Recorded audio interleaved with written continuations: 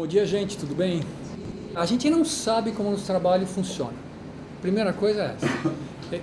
E a gente tem várias hipóteses. E para a gente pensar nas hipóteses dos mecanismos de ação, a gente tem que pensar também de que forma que a matéria viva se organiza no campo da gravidade, na Terra. Então a gente tem que voltar, de certa forma, e ver como que a vida evoluiu sobre a Terra. Então a gente tem até a ideia de que a vida, a membrana celular, ela se forma pela própria característica das gorduras que tendem a fazer uma bolinha.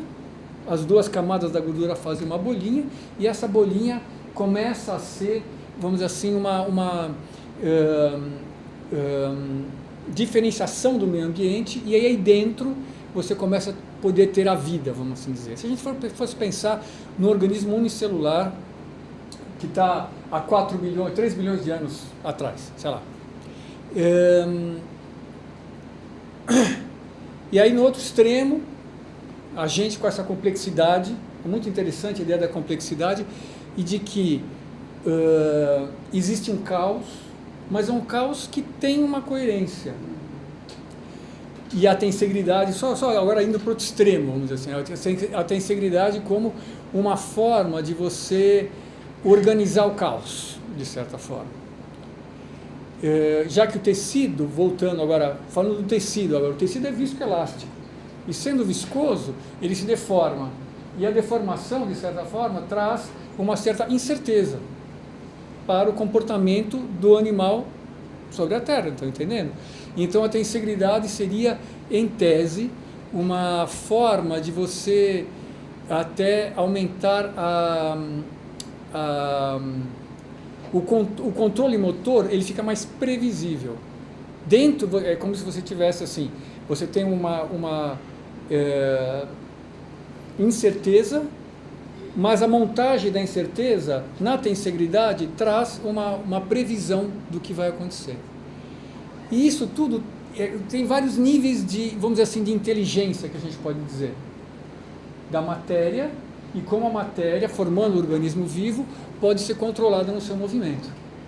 Então a gente tem inteligência na água. Isso aqui é um começo de uma ideia, vocês devem ter ouvido falar da ideia de cristal líquido, né? Se você pega, como se fosse isso aqui é um túnel de gel, um gel parecido com o gel do tecido conjuntivo. E se você faz um túnel de gel e você passa por esse túnel de gel um fluxo de água com microesferas, que poderiam ser, por exemplo, células vermelhas, células do sangue. Quando você faz esse fluxo, você vai perceber que existe uma área próxima do gel em que essas microesferas não estão presentes. Isso é, você tem só a água que você jogou, você passou, você misturou a água com microesferas como se fosse sangue, vamos dizer, e passou por dentro do tubo, e dentro do tubo você percebe que existe uma organização que ninguém sabe muito bem explicar, mas essa organização ela tem a ver com a superfície do gel, tem a ver com a superfície, com a polaridade da superfície, e o comportamento molecular da água em relação a essa superfície. É o que se chama de zona de exclusão. A água, em última análise, tem um comportamento de cristal. Mas ela está entre o líquido e o sólido. É uma organização, vamos dizer assim, que ela não é previsível pelo conhecimento atual da química e da física, são descobertas relativamente recentes. É uma organização, a organização que a gente falou agora da membrana celular, são duas camadas moleculares, bem fininho, bem fininho. Essa organização que a gente está mostrando aqui, ela é muito maior, ela é muito mais abrangente, isso é, a distância, você tem um milésimo de milímetro, que é melhor, um décimo de milímetro, que é bastante, isso é, de alguma forma as moléculas de água conversam entre si e se organizam como se fosse formar um cristal. E isso provavelmente tem uma relação muito grande até com o efeito tecidual do nosso toque, porque esse comportamento ele depende da absorção de energia do ambiente pelas moléculas de água, que pode ser energia luminosa, que pode ser energia de infravermelho. E a nossa mão, ela adiciona energia ao sistema e pode mudar o comportamento da água na sua organização. Essa seria uma das formas, a forma, vamos dizer assim, mais material, de a gente tentar explicar quando você está fazendo o trabalho, você mantém aquela força e de repente todos vocês sentem o tecido deslizar sobre a mão da gente. Então isso provavelmente está relacionado com o restabelecimento de camadas de água solta. Porque a água, quando ela está no gel, a água está presa. Pega uma gelatina, a água dentro do gel, ela está presa.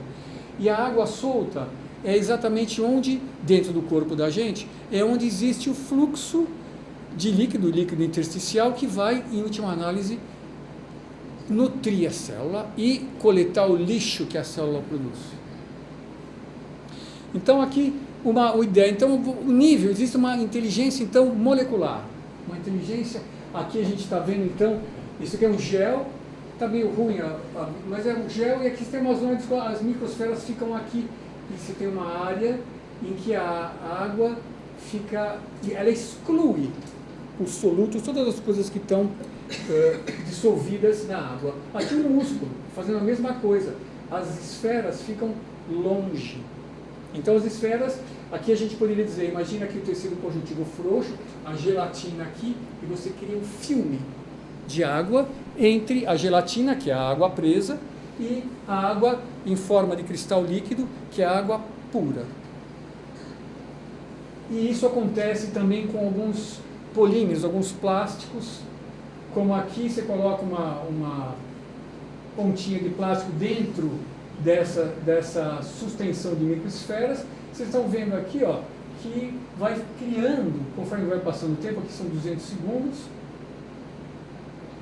a água vai expulsando tudo que está dentro dela, dissolvido ou em suspensão. Essa é a mesma coisa. Então aqui, a água ali, esse aqui é um plástico, vamos assim dizer, esse plástico ele é altamente hidrofílico. O importante é isso, que qualquer superfície hidrofílica, como a gelatina ela gosta de água, a água ela expulsa então na sua superfície todas as substâncias que não são água e forma então o que seria uma camada de água onde poderia acontecer o deslizamento que a gente sente embaixo da mão. Aqui é a mesma coisa, mostrando que essa água, aqui está o plástico, essa água cristalina, por assim dizer, e aqui a água não cristalina está mostrando que essa água ela tem uma absorção diferente da luz, por exemplo. Ela tem características físicas diferentes da água convencional. Daí a ideia de que essa água ela se organiza, e a organização da água é uma das coisas relacionadas à capacidade de mover, de um bicho se mover. Isso é uma larvinha, e com luz polarizada você consegue ver se a água está organizada ou não. Luz polarizada mostra a organização molecular dos elementos. Usa muito em face. Isso mostra, então, você tem uma larvinha mostrando dentro dela, ela tem uma solução. E essa solução de água, essa água vai se organizar, e essa organização da água está relacionada com a capacidade desse bicho se mover. Esse é um nível molecular que não tem nada a ver com a vida em si. Quer dizer, não tem... ela é simplesmente do comportamento molecular. E, a mesma forma, o colágeno, por exemplo. O fibroblasto produz colágeno, ele produz, na verdade, o tropocolágeno, que é uma molécula solúvel, e essa molécula solúvel vai se organizar, como o Johannes falou, durante a vida da pessoa organiza e tece as fibras colágenas, que é o que dá forma ao corpo. E essa tecelagem do tropocolágeno, que é insolúvel numa molécula, que é solúvel numa molécula insolúvel, que é o colágeno que dá forma ao corpo, ela ocorre simplesmente pelas características bioquímicas do tropocolágeno, sozinho, não precisa fazer nada.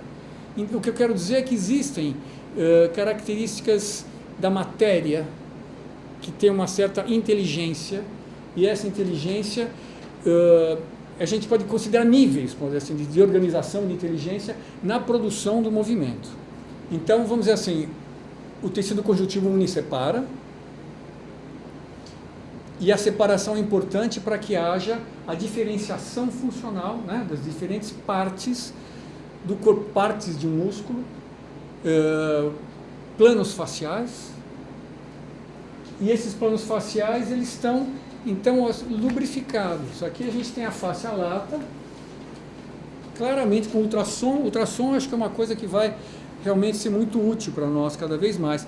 É o nosso colã, né? O nosso colã que está aqui mostrado, ele é composto por várias camadas. É como se tivesse um colã em cima do outro colã, em cima de outro colã, e esses colãs vão ter orientação diferente, dependendo da profundidade, você tem orientações diferentes, isso é, eles transmitem força em direções diferentes, e essas direções diferentes vão criar a coerência do movimento. Se por acaso você tem um trauma ou você tem um mau hábito postural, essas camadas elas vão tender a diminuir a mobilidade. O ácido hialurônico, né, é uma das substâncias que está entre, é o recheio de sanduíche aqui triplo, que é onde ocorre o deslizamento. E esse ácido hialurônico, ele altamente é uma molécula muito inteligente também, de certa forma. Ele responde, ele é muito dinâmico. E se você tem um padrão de movimento adequado, a estimulação mecânica adequada, ele se mantém em movimento. Mas se você tem um estresse emocional, se você tem um estresse mecânico, ele vai se modificar e vai se densificar.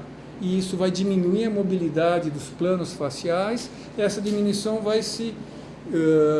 vai corresponder a uma diminuição na capacidade de movimento daquele organismo. Então, a gente tem uma diferenciação, esse foi um dos temas que a Raquel pediu para a gente falar, entre densificação e fibrose. Né? Densificação é quando a organização, a arquitetura do colágeno se mantém.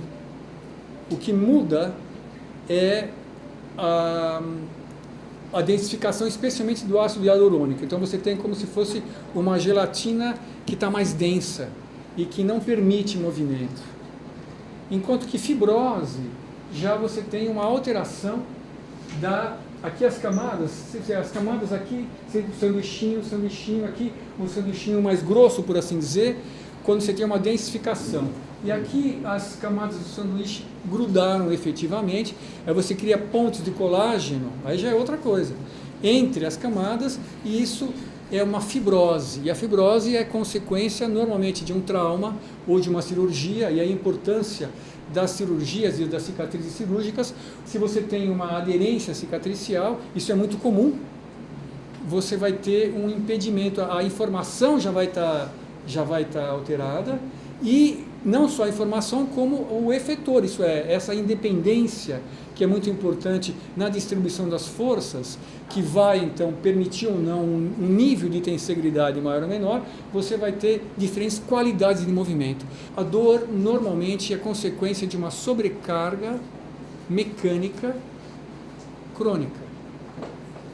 Por que esse sistema não está funcionando muito bem?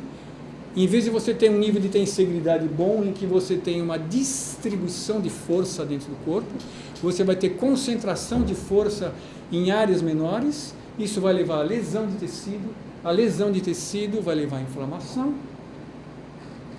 que na verdade a inflamação é amiga, hein, gente? Não vamos esquecer disso. A inflamação está lá para recuperar o tecido danificado.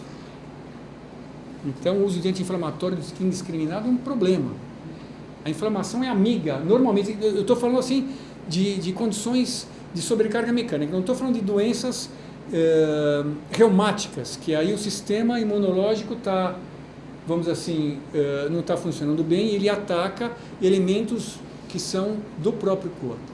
Eu não estou falando disso, estou falando da maior parte dos casos que são dor nas costas de postura ruim, ou a pessoa teve um trauma e aí o movimento ficou alterado, que é o arroz com feijão, certo? Da nossa prática. E a tensegridade seria uma forma de você produzir um movimento de mais qualidade. Maior nível de tensegridade, maior qualidade de movimento, maior distribuição de força. E menos inflamação, porque aí quando a pessoa dorme, ela vai ter o sistema vai ter capacidade de recuperar o tecido que está sendo cronicamente machucado. Entenderam? É como se tirar a casquinha de uma ferida. Se você vai tirando a casquinha da ferida sempre, ela nunca vai sarar. E aí, a maior parte dos pacientes é isso. A artrose tem a ver com isso. Má distribuição de força a maior parte das vezes.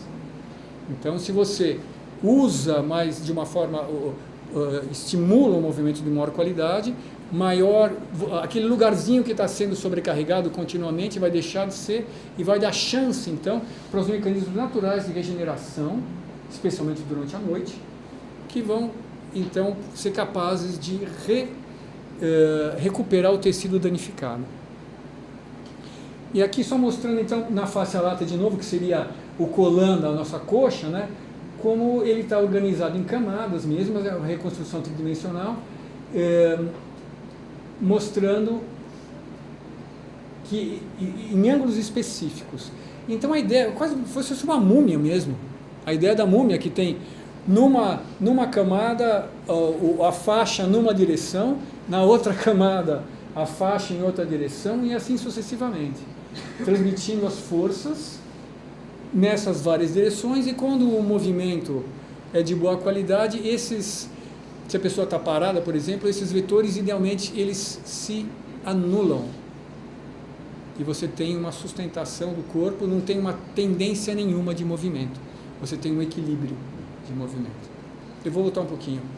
Níveis, vamos dizer assim, níveis de inteligência desde molecular até inteligência mecânica propriamente dita. A forma como os tecidos estão organizados produz e transmite informação pelo corpo. E a tensegridade está baseada, tá também por trás disso. Então, hoje em dia, por exemplo, a gente tem robôs baseados em tensegridade, cujo software é muito mais simples. Isso é, a tensegridade ajuda a controlar o movimento. E você tem... então, a gente pode imaginar vários níveis. Quando a gente está fazendo o nosso trabalho, a gente deve conceber essa complexidade e desses que a gente poderia chamar assim de níveis de inteligência, desde uma inteligência mais passiva da estrutura até uma inteligência mais ativa, que é a inteligência então do sistema nervoso central. E elas evoluíram juntas. Então o sistema nervoso central, ele usa, vamos dizer assim, todas as inteligências materiais da própria estrutura, e a gente está mexendo nas duas quando a gente está fazendo o nosso trabalho, nas duas. Acabei.